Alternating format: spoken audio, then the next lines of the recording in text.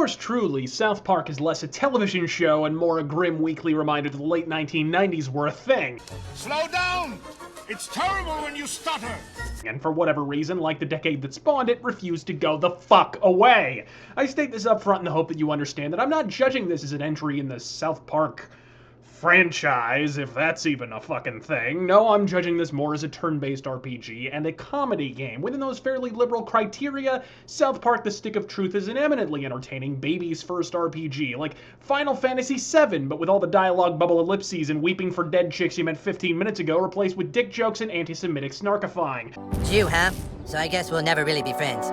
Combining and lampooning turn-based JRPG hallmarks that, much like South Park's sense of humor, haven't been relevant since the 90s, with a game engine that can best be described as a television show simulator, for whatever faults the game may have, you really have to doff hat at the motherfucker, not least of which due to the fact that this game is easily the most functional, least buggy product Obsidian Entertainment has shipped in its ever-loving lifespan. That they had to resort to releasing a game whose art style was literally inspired by construction paper fucking dolls to release their first semi-professional product is a kind of pathetic we rarely see outside of Fur Affinity. I find South Park to be about as funny as Genocide, folks, but even my jaded ass has to grudgingly admit to cracking the odd smile here and there. Sadly, much like the show that spawned it, The Stick of Truth also demonstrates a unique talent for driving that one, not even accidentally humorous joke far enough into the ground that by the third act it's having a tea party with fucking Morlocks. If you thought the gay fish dick saga was the most gratingly unfunny nugget pinched from the briny buttocks of Trey Parker and Matt Stone, you have not lived until you've endured the Never Fart on Another Man's Balls chronicles.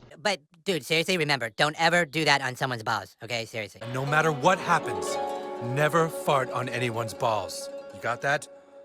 Use it wisely in battle, douchebag, and never on a man's balls. That despite this fact, I still came away thoroughly enjoying The Stick of Truth as a testament to the competence of the people that created it, and you really have to pay tribute to Ubisoft for actually being willing to publish a game this controversial. I mean, this is the same Ubisoft that 7 years removed from the only game in the series that was actually set in the Middle East still runs a disclaimer before every Assassin's Creed game that roughly translates into, "We swear to God, brown people actually worked on this game, so way to grow a fucking dick, Ubisoft." The game's balance could also do with a minor chiropractic adjustment, or 17, because while the game can occasionally present a respectable challenge, that entire premise does a handstand once you familiarize yourself with a heaping helping of bleeding damage. Backstab a bitch and be sure to stack that shit, and you may as well just eject the disc and take up goddamn knitting, because this game completes itself. The side quests span a vast scale of variety, from bitch work to short bitch work, but since when are RPG side quests not comprised of activity more commonly reserved for Ron Jeremy's fluffer? At least in these side quests, you can occasionally extract a few cc's of humor, and generally the loot for accomplishing said quest is commensurate with the sporadic spikes in difficulty. Where the game flounders, unfortunately, is in replayability, with a tape measure linear narrative featuring but one minor player-driven choice to make over the course of the outlandishly truncated campaign,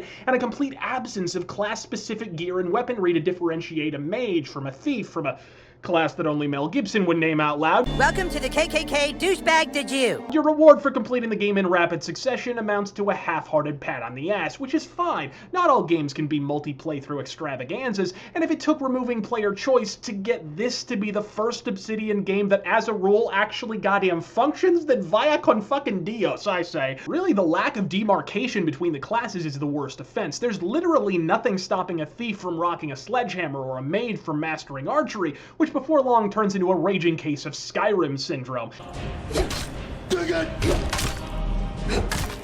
Yeah! Macho madness, sky's the limit! In short, if you can do anything in one playthrough, why bother ever booting the game up again? Would I recommend it? Fuck to the yeah, I would. It's not my kind of humor, but it's clearly lots of other people's kind of humor, and those people are gonna positively shit themselves laughing. If you don't dig South Park, well, the worst case scenario is that you play a decent tribute to beginner RPGs of yore. It's Paper Mario with pussy jokes, people. What's not to like? I'm Razor Fist. God fucking speed.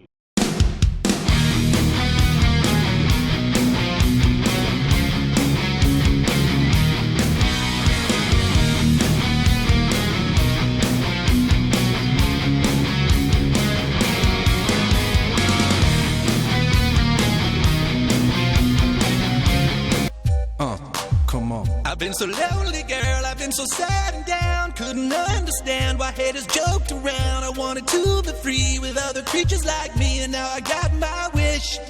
'Cause I know that I'm a gay fish, gay fish. Gay fish, yo. Motherfucking gay fish. I'm a fish, yo. Going on a gay fish.